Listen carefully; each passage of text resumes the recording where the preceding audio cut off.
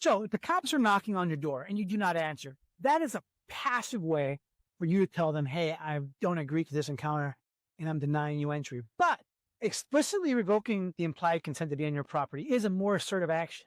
And so you can state this through a closed door. Police officers, I do not consent to you being on my property. Please leave immediately. Now, a clever officer is going to be like, I didn't hear you. Could you open the door and repeat that? Don't fall for that trick. That's the oldest trick in the book.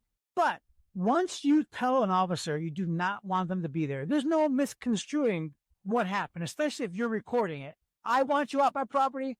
I do not consent to you being here. Pretty cut and dry, right? So once you tell them that, they now no longer have that implied social. Now they can still leave. They can't just jump out or helicopter away.